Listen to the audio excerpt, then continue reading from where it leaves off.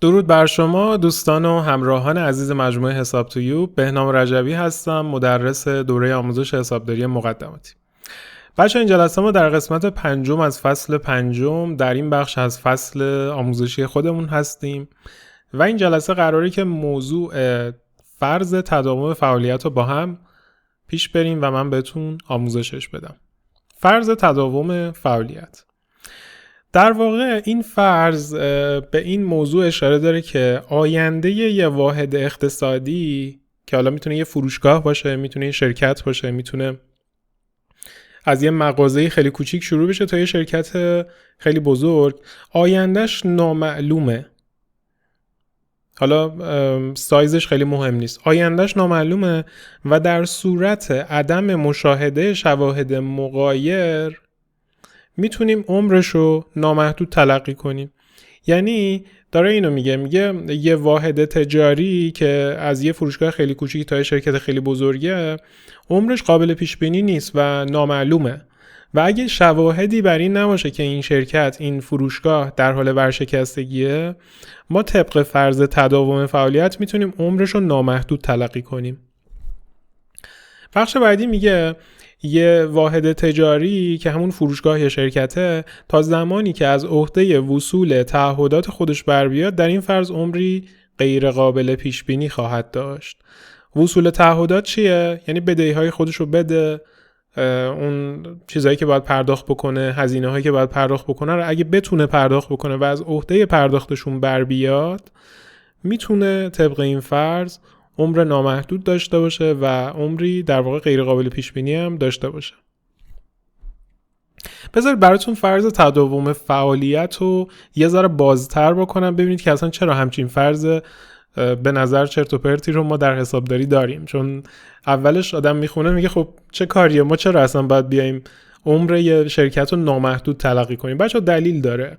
اینکه همچین کاری رو انجام دادن یه دلیل منطقی و یه فلسفه‌ای پشتش هست که من سعی می‌کنم حالا تو اسلایدهای بعدی بهتون توضیح بدم.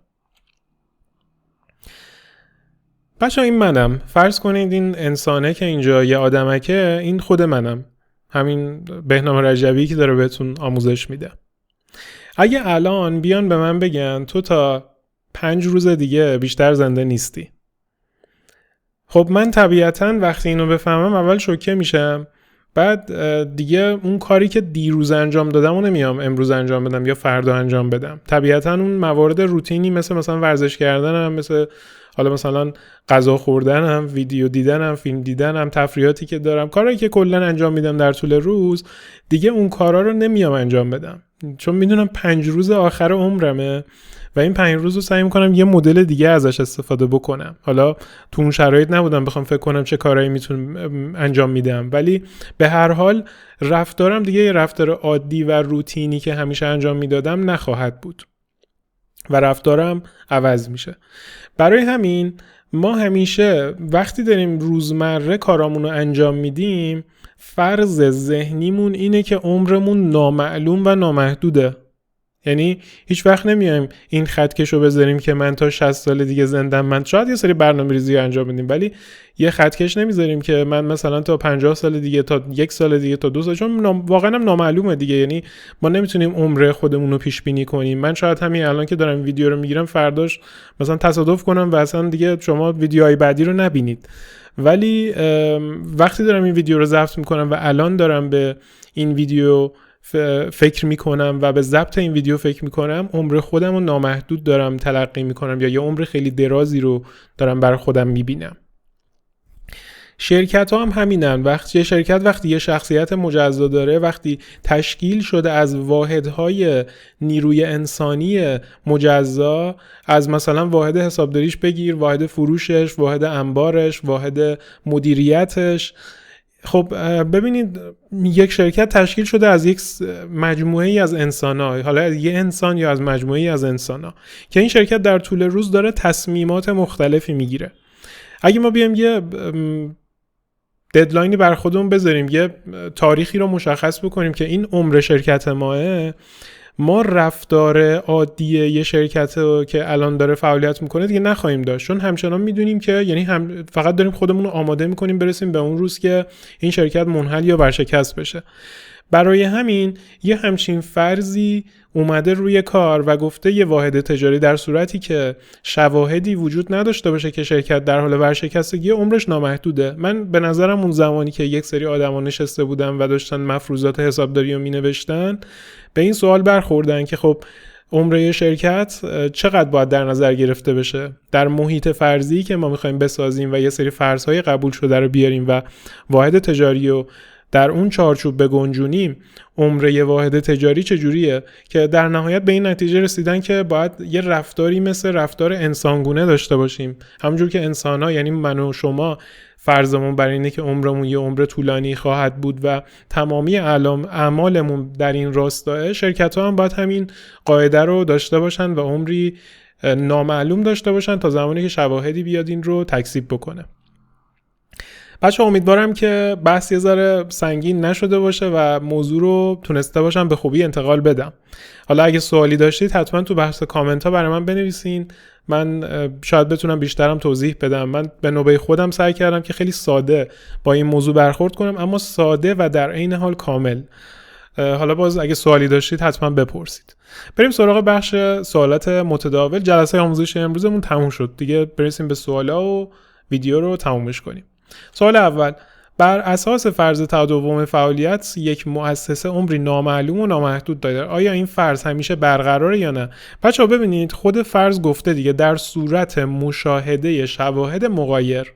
حالا باید به این نکته برسیم که این شواهد مغایر کجاها دیده میشه. ببینید ما پایان هر دوره مالی در یه شرکت یه سری صورت‌های مالی، یه سری گزارشات تهیه می‌کنیم، توسط مدیریت ارزیابی میشه، توسط استفاده کنندگان، سهامداران، هیئت مدیره، به هر حال اینا ارزیابی و دیده میشه.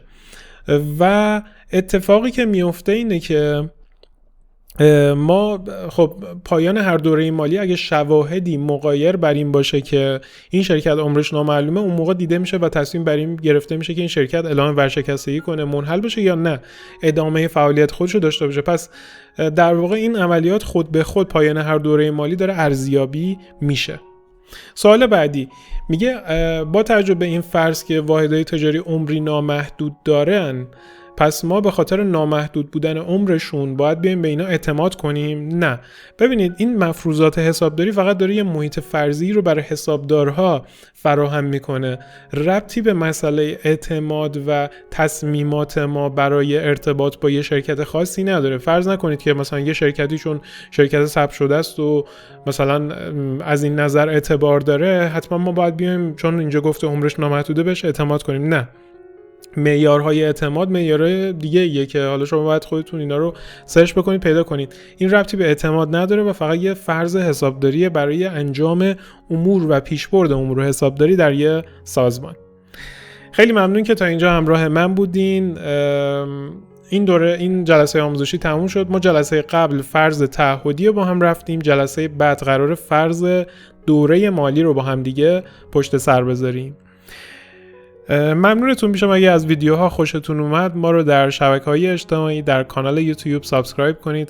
سابسکرایب کردن شما واقعا به ما دلگرمی میده، به ما انگیزه میده تا ویدیوهای بیشتری رو براتون فراهم کنیم. در آخرم اگه از این ویدیو خوشتون اومد نظر یادتون نره، نظر حالا مثبت، منفی، انتقاد، پیشنهاد هر چی داشتین به هر حال ما با آغوش باز پذیرا هستیم و این نظر شماست که باعث دلگرمی ماه.